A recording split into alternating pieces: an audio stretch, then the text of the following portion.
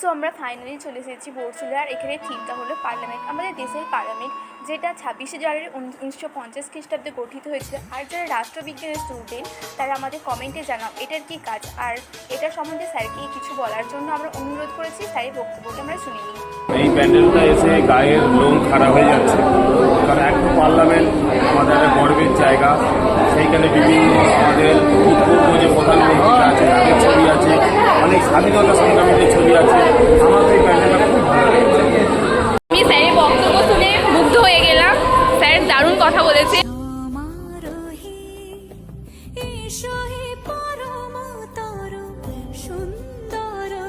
এই পার্লামেন্টে দেখে আপনাদের কি বক্তব্য বলুন? তো পার্লামেন্টটা তো অসাধারণ করেছে, তো দারুণ, আর প্লাস মেলা, এটা তো আরো ভালো লাগছে। ওয়াও, দেখো দিচ্ছি আমাদের স্যারের প্রিয় খাবার। চলো ঘুগনি দোকান যাওয়া যাক।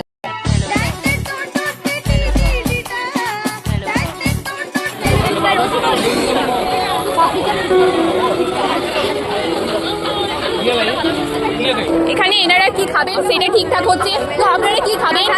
তো